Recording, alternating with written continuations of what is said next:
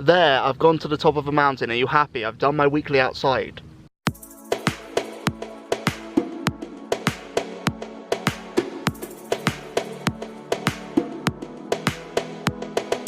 Hey you Hillmaniacs, it's Hillmanator, and today I thought I'd do something a little bit different from what I've done previously.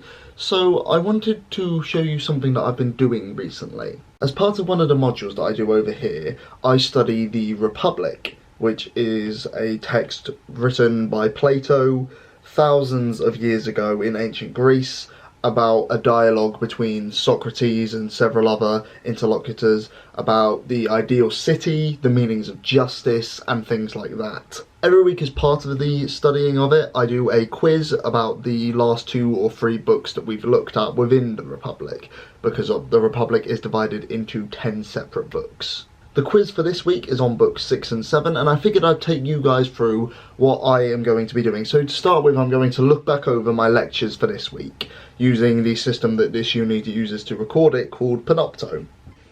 Why do we need philosophers in charge? Yeah, they're the only ones that can get it right, that will make the right decisions. And so the whole central books of the Republic are really addressing how to make this work. How to make, you gotta have, I mean, one of the most common things that people worry about when we put reason in charge, or when we put the philosophers in charge of the whole city. Okay, here we go. So, first question. Which of the following describes the return of the philosopher to the cave? This is in Plato's analogy of the cave, where you are initially bound in the cave and you can only see shadows due to the way that you are pointing. And so only perception of the world is those shadows. Then when you are unleashed from your chains, you can turn around and see the things that cast the shadows, the fire and the people walking behind you who you couldn't see.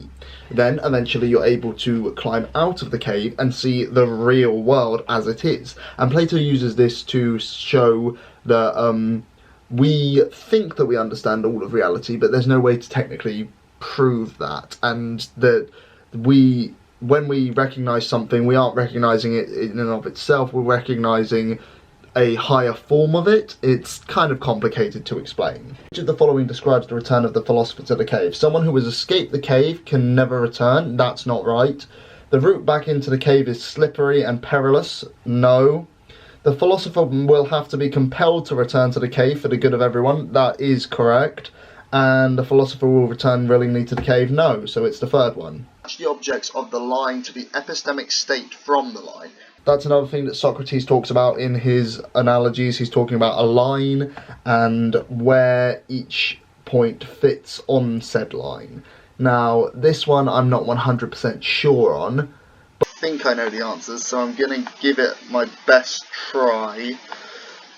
And that one is Echisia. Or, I don't know how to pronounce the Greek words.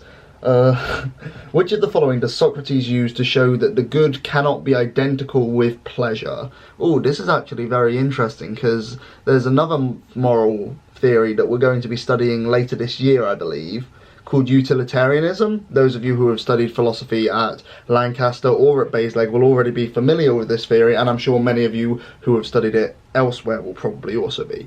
It dates back to Jeremy Bentham and John Stuart Mill when it was formalised. However, in theory, the theory goes way back further, and it basically states that we should do what will make most people happy. So Socrates is essentially arguing that the idea of good is not the same as the idea of happiness. Socrates does think that the pleasure and good are identical. That isn't true. Pleasure is very varied. I don't think that was right. The only people who believe this are hedonists. That might be alright. Or there are bad pleasures as well as good. Oh, I can't really remember this. But based on my knowledge of Socrates, I'm going to say it's the hedonists. Socrates draws a comparison between the good and the sun. This is again in another one of his analogies. Match the item from the visible to the analogous item of the intelligible. Okay, so the sun was meant to be an analogy for the good in this example. Sight was sight understanding or knowledge? Oh, I can't remember. Visible, sensible things are I believe the eye was knowledge and the sight was understanding. I'm not feeling particularly confident about this test, to be honest. And then that one, visible, sensible things, would have to be opinion, because it definitely isn't forms. I'm really not very sure about how I'm doing on this one, to be honest. On the others, I've received about 9s and 10s, but this particular one I'm not feeling very confident on, so... One over many principle is the principle that when there are many people with different views, there needs to be a leader, a philosopher to guide them to live in the optimal way. There are many types of unjust constitutions and many types of unjust soul, but only one just and only one just soul. I don't think that's it. Whenever we call many things by one name, there will be one form that goes by that name. I'm pretty sure that's it, because that's what was talked about in book 6 and 7, the idea of forms. I'm going to say that. So basically what Socrates is arguing there is that you can see many different dogs, like a golden Labrador retriever, that's a dog, and a Chihuahua is also a dog. How do we recognise that both of these things are dogs, even though they aren't similar in very considerable ways? Well, there must be some idea of a dog that we all share, the perfect dog, essentially, and we recognise some of the traits of this perfect dog in these other dogs, and so that's how we recognise everything as a dog. Same goes for virtually everything. There's a typo in this question, that should be interesting. Which of the following is Socrates' description of how fingers can be used to stimulate the intelligence? I assume it means to stimulate the intelligence. If a finger is also not a finger, by being a thumb, that would stimulate the intelligence. That's not it. When one thing possesses opposite properties, the intelligence considers how that can happen.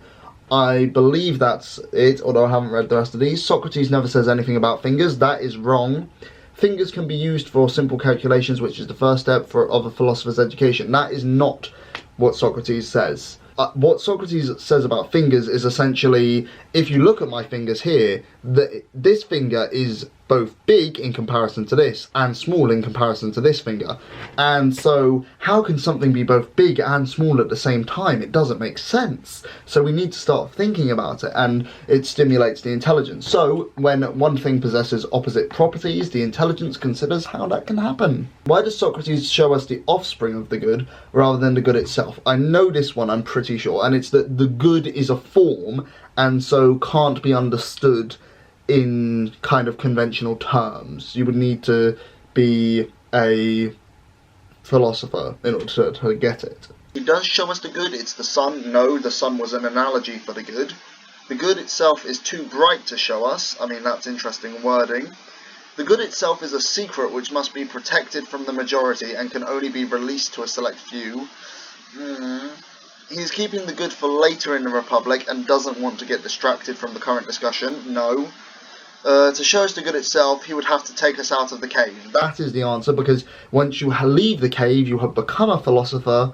The cave is an analogy for wisdom. When you leave it, you become a philosopher, and then you can see the world as it truly is. You can see the forms, and thus you would be able to see the good itself, and you wouldn't need someone to explain it to you. So basically, it's his way of going, I mean, I can't really explain it. You know, you just got to work it out yourself. Prisoners in the cave see shadows on the wall in front of them. What are the shadows of? Forms, reflections seen in a pool, artifacts which are carried in front of a fire, that's the correct answer, ordinary objects of the material world, or the other prisoners. The shadows are cast by artifacts carried in front of a fire, which are themselves mere shadows and reflections of the real world in the analogy. Which is why you can turn and see the fire, but you still aren't a true philosopher until you leave the cave. At the end of book 5, Socrates argues that knowledge and opinion are set over different objects. Match each of the epistemic states to what they are set over. Okay, it can either be what rolls around between is what is and what is not, what completely is, what is spread through all parts of the soul, what in no way is, or what occurs in books. Socrates is essentially saying that one thing can only have one definition, really. It's a stupid way of saying it, it's overcomplicated, but that's what he's saying. Opinion is set over what rolls around between what is and what is not, because knowledge, what you definitely know, is what completely is. It just is. That is what knowledge is, according to Socrates. Whereas ignorance is what is not. It is in no way that thing, it just isn't. And so opinion is somewhere between the two. At 488, which is a reference point in the book, Socrates describes the way that the crew of a ship who have no training or skill in navigation could argue that navigation is a sort of thing that cannot be taught and that any ordinary person can do it. Which of the following does the analogy support? If ordinary people on board a boat work together and cooperate, they will be able to navigate a ship successfully. No, that is not what Socrates is saying. If an ordinary person is a navigator in their nature, then they won't require training to navigate. That is not, again, not what Socrates is saying. Ruling like navigating is best done by a trained expert, that is what Socrates is saying. Basically, he's saying, hey, philosophers should be in charge because we inherently know better. Which, gotta say, tad bit cocky, Socrates, but becoming a philosopher will take years of training. That's not what he's saying, although he does believe that. And philosophers are useless on boats. What is that? That's clearly it, 100%. Philosophers are just useless on boats. It's a true fact. My degree, philosophy, if I ever get on a ship, I'll be utterly useless. So the correct answer there is ruling like navigation is the best done by a trained expert, which Socrates considers only philosophers to be, and hey, wouldn't you know it, technically anyone who disagrees with Socrates doesn't count as a philosopher. So, essentially, the way I understand it, different scholars might disagree with me, but the way I understand it is Socrates is essentially saying, yeah, anyone who doesn't agree with me is wrong, and I should just be in charge anyway, which honestly, I relate to, same. It'd be so much easier if I could just dictate the world and I was the philosopher king, but no, we have to deal with all of these people. So I'm going to finish the attempt there, and then all I have to do is submit all and finish, and I will get my answers back on Monday, which you guys will be able to see next week. Normally those quizzes take me about between 5 and 10 minutes because there's only those 10 questions and they're usually pretty simple as long as you've read your lecture notes and stuff. But because I was explaining everything to you guys, it took me around 18 minutes, which is still an acceptable time because there was no time limit on that particular quiz. On some of the quizzes that I do, there are. For example, the one I do on my paper that is entitled Magic, Witchcraft and Religion, which in and of itself is just anthropology of religion with a flashy name. That one I had to do within half an hour, but again, I managed to get it done in 10 minutes. So, and I got 10 out of 10 on that. I'm feeling alright so far about my courses. I think I'm doing pretty reasonably. I'm not 100% on how I'm doing, honestly, because there are tests that I haven't seen the results for and whatnot.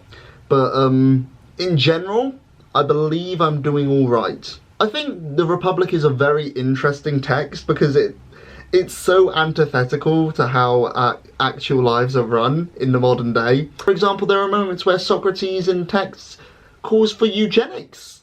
So, all of the fun. But yeah, I do hope you enjoyed this video. I hope that maybe you learnt something from it. Okay, thanks for watching all. I shall catch you next time.